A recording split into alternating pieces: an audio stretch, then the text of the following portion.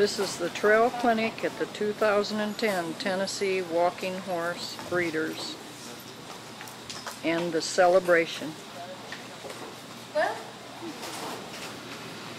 Dave, Miss Chris can introduce us here.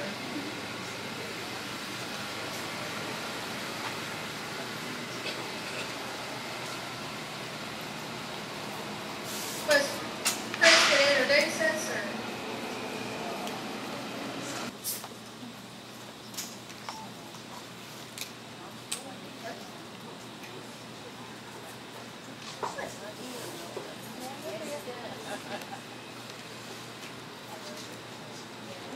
This is Linda Starnes, member of PWHAT, Pleasure Walking Horse Association of Tennessee, and she is one of the leaders.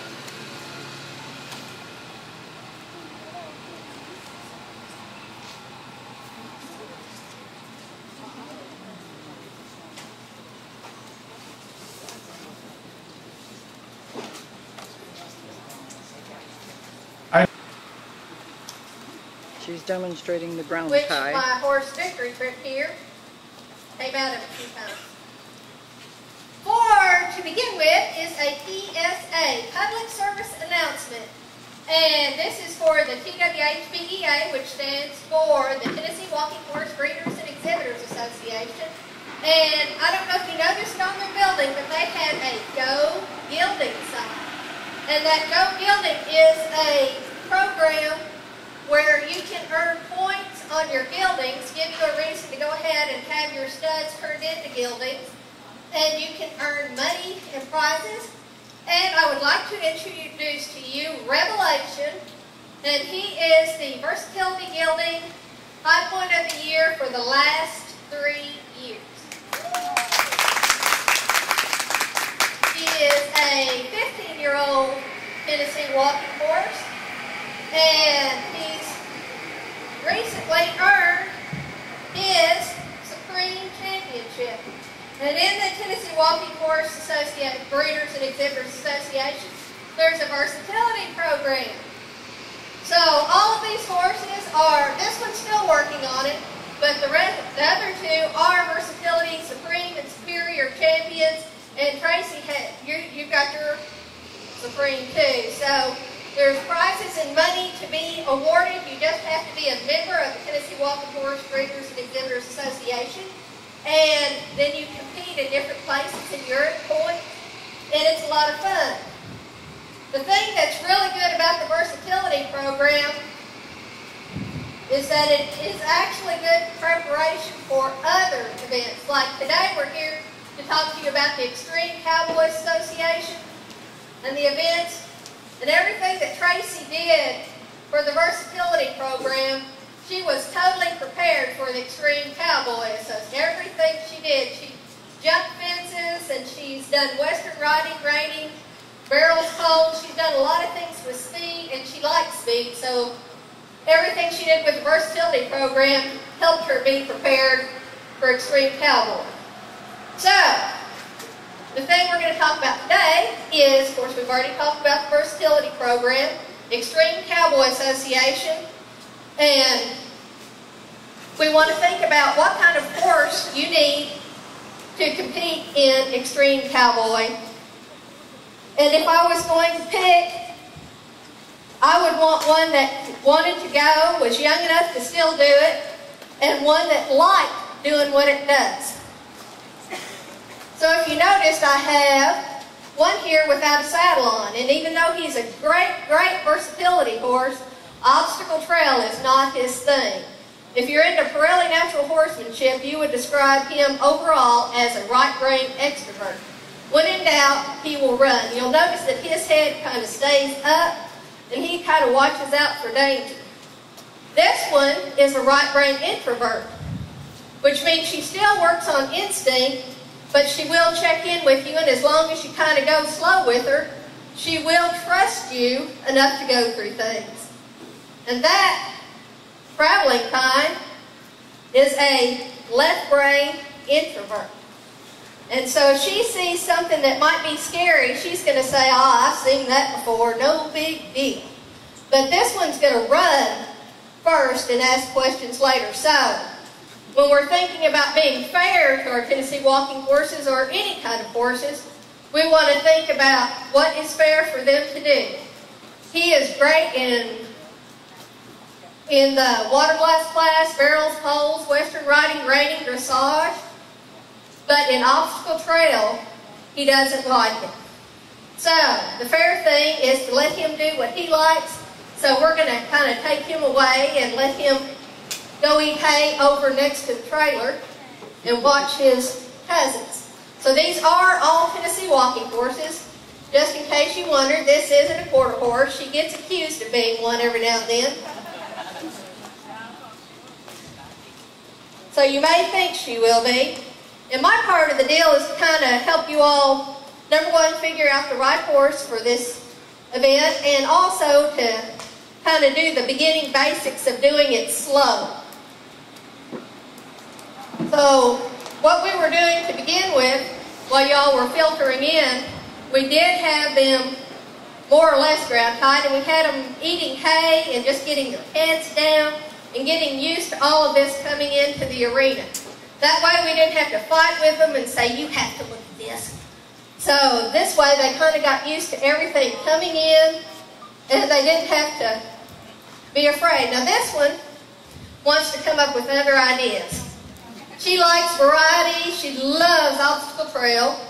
She is the reigning world champion walking horse in obstacle trail, and she's won it several times and with several different riders. So she is very good at obstacle trail. She loves it.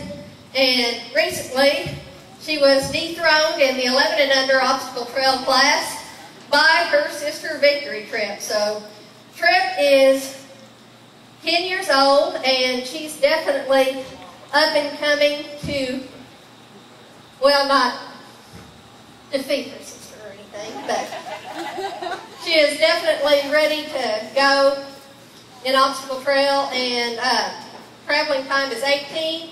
So really, if I were to be getting into the Extreme Cowboy racing myself, I'm a certified judge through the Extreme Cowboy Association, but if I was going to actually pick a horse to get involved, I would go ahead and go with my 10-year-old walking horse that has already done the obstacle trail. She does do western riding, reining, barrels, poles, so she is ready to go whenever I am.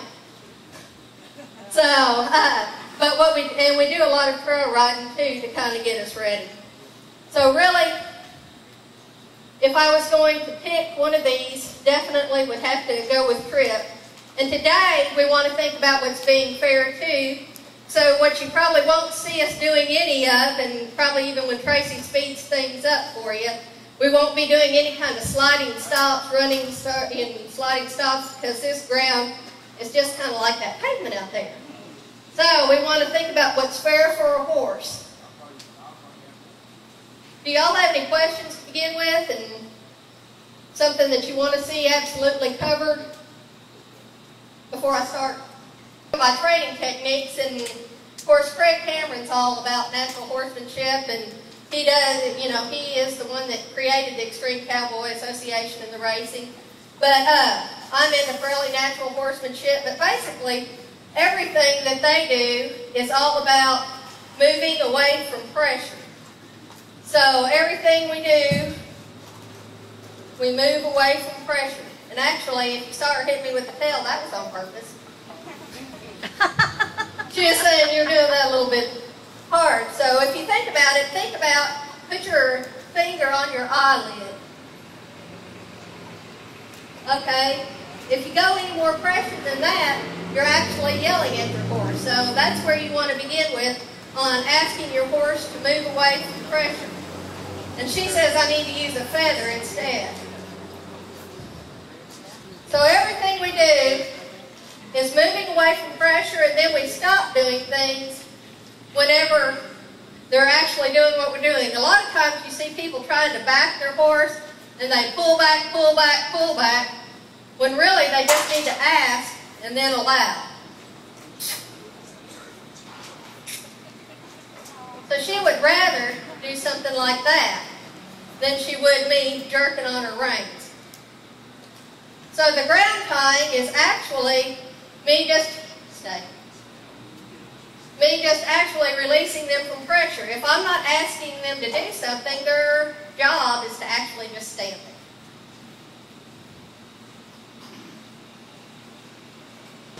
And hopefully not up in the air, but forwards, backwards, and sideways. So everything that we are, you want to bring your Larry? So everything is moving away from pressure. So if I want her to go sideways, this leg is going to tell her to move over. If Larry wants to do it from the ground, he can. And see, Bud's already getting his energy up. He thinks we're going to do something with his girls.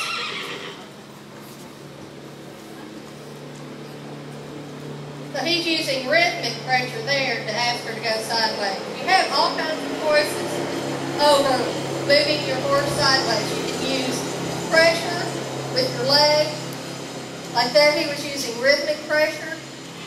If I so chose, whoops, sorry baby.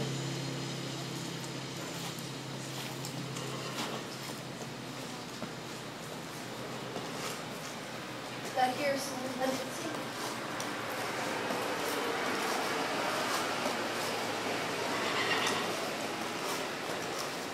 If I wanted to go sideways, I could actually turn her into the fence and use the fence to kind of help her. So I can go sideways, straight ahead,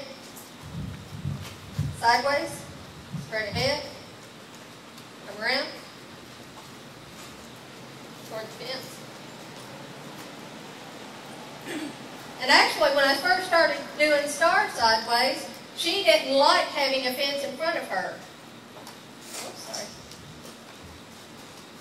She's saying I'm going too hard on that. Where I started with her was I got her to side pass just one foot next to the fence and then stop the rest. So hers was the release from pressure by not doing anything. So you can move your head forward. Move your head sideways, move your butt sideways. Whoops. And back. So, to move the back in, pressure there. Okay, any questions about sideways? It's all about moving away from pressure.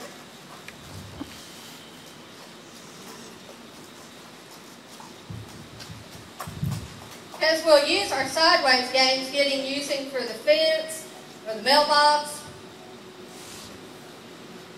Got a ground pole there.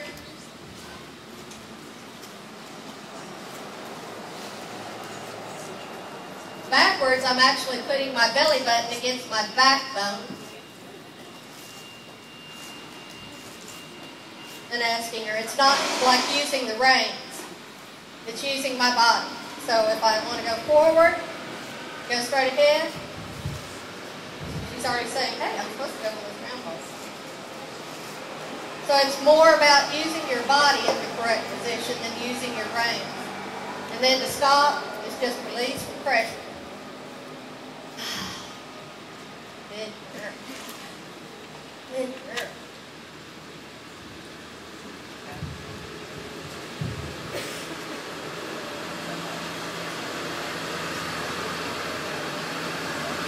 Then we'll use, we're turning on the forehand.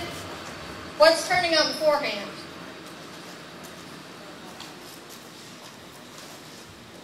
They're not awake yet. They're not awake. Yay! Somebody needs to give them a prize or a piece of candy. Turning around the back end. So I'm turning her front feet and her back end is moving around. So my foot is next to her side, and I'm looking at her hindquarters.